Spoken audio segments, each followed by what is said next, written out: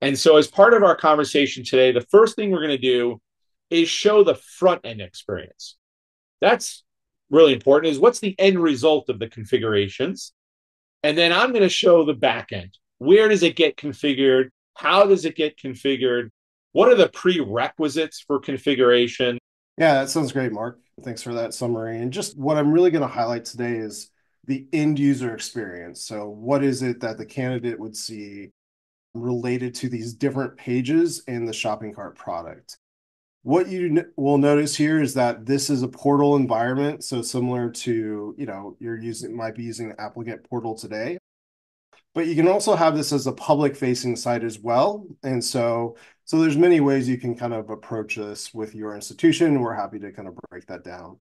What you'll notice here is a listing of courses, and that listing can be displayed as a grid view or a list view. So either option can be presented to the candidate. And then these filters that you see here can be defined by the business. So right now we just have some categories such as price range and department. And assuming that the related object that we're looking at, related record, has these kind of attributes on it, you can define whatever courses you want, or whatever categories you would like, right? So whether it's by school, whether it's by credit or non-credit, whether it's by certificate, again, you can define all of those. And in a public facing way, pre-filter that in the URL as well.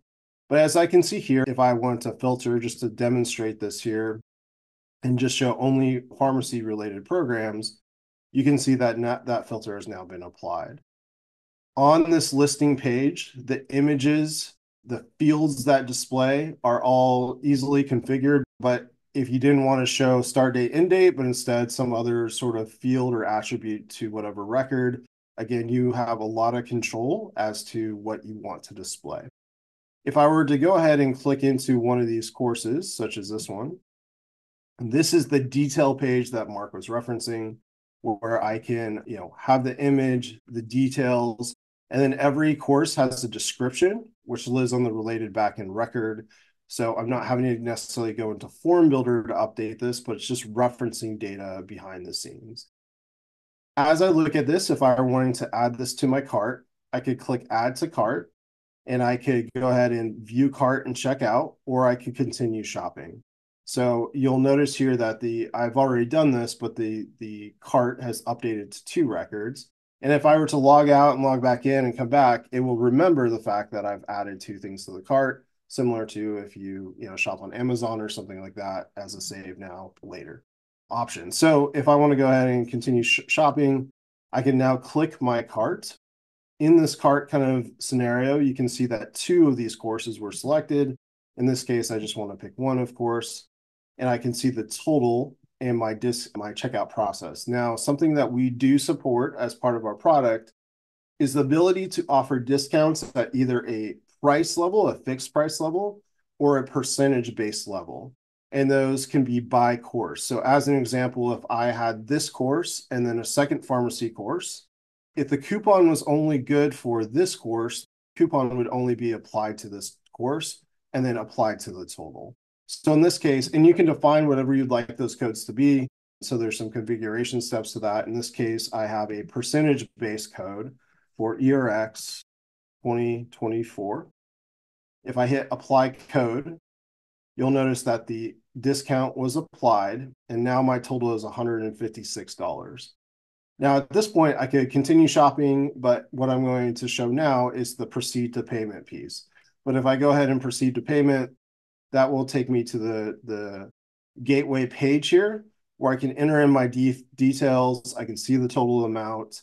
I could pay now. I would get the confirmation. That payment transaction would go back to the Salesforce record, and then something would happen as a result. So of course, connection in this case would happen where now this person has registered and paid for this course. But again, any sort of kind of configuration related to that can happen as a result. If I go ahead and hit cancel here, the other thing I just want to mention is because this is embedded within FormBuilder, you can see a history of all the courses I've taken.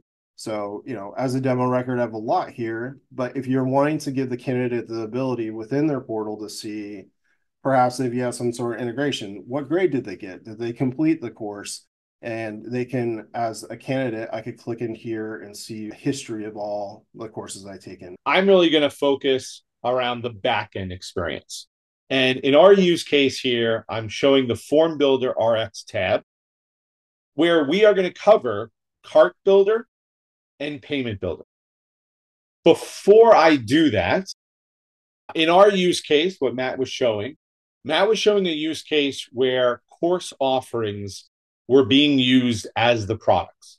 So before I go into Cart Builder, I just want to kind of visually show, again, this is just a standard Salesforce object. In this case, it's part of EDA, which is part of the older education architecture. But the reason why I want to show it is, in this case, I have 6 course offerings that are being available. If I click into any of the courses, I get details, right? This is, again, a configuration. Any field of information can be used as part of the front end experience. So the name, the description, the fee, how many credit hours, start dates, end dates, faculty, a price range, department filters, whatever it might be, can be leveraged directly from this record. And so when I start looking at in FormBuilder, and in this case, I'm in the community environment called Shopping Experience. Again, it could be part of your applicant portal. It might be a different community. But when I'm looking in my case and a different community, I'm going to go ahead and click on Cart Builder. And in my mind, before I was to do this, I know that course offerings is the product that I want to promote. It's not necessarily a course, because a course would be, let's say, the parent record. In this case, it is the date and time and location specific product that I want to promote. So when you first click on shopping cart, in this case, Cart Builder, you need to create a cart. In my case here, I simply have created the cart as called shopping cart. As Matt showed earlier, you can toggle between grid view and list view, right? Grid view and list view. But if you wanted to default the option to list view or grid view, you have, of course, that ability. So if I was to default it to list view, when I go back to that page later on, it would default to list view. But I'm going to go ahead and click configure.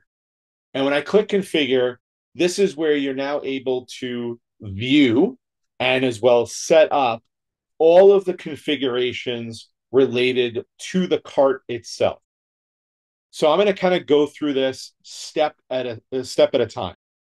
So the first thing that we're going to look at is going to be an area that is referred to as Cart Builder, right? So right here under Cart Builder, so cart product configuration, I have the ability to add a new product object. But for now, I'm going to use the existing one just to kind of illustrate how it gets set up. So from a quick list view, you can see product name, title, price, type, quantity, criteria, and whether it's active or not. I'm going to hit the edit icon. And again, everything is incorporated here into the FormBuilder UI, so that those buttons that you see here are similar to buttons you see when you're in Page Builder or Template Builder. Same experience. In this particular case, I am defining the object that the product relates to. What's the name, in this case, the title that I want to visually display, the description, the type of pricing model that's going to be available, which is going to be custom. If you're using the standard product object, you'd be able to leverage your different price books. What field of information on the object relates to a course fee or price? In my case, course fee. What field relates to quantity? In my case, seat available. What field is going to be used to define criteria of which records should be used? So in my case here, I'm using course available. It might be something like status. Status equals active versus inactive. We have a product image, whether that's a file or an attachment. Where is it coming from? Obviously, the card is active and we have a default image. So these are the initial fields of information that I'm defining that directly relates to when I click into a course, in this case, a product, and I'm looking at a course. Here is the title. Here's the fields of information that are being displayed, including the description. If I go back to our cart builder, that's what's listed here under available fields and selected fields. So if I was looking at our cart and I see, all right, I have course offering ID, course fee, credits, start date, end date, and I go, you know what, I'm really missing term, right? I'm going to go ahead and click and add term to my area that says selected fields, and I'll click save. And hopefully in a live demo, if I did it right, I would now see term. Once I click back into our course, which you can start to see right there, term fall 2024. So the beauty of this is the front end experience is really based upon back end configurations. As you add additional courses, you do not have to interact over and over again with Cart Builder. You do not have to interact with Payment Builder over and over again. You do not have to alter anything related to your cart product configuration as you start to add and subtract quote unquote products from records in Salesforce. In my case, course offerings.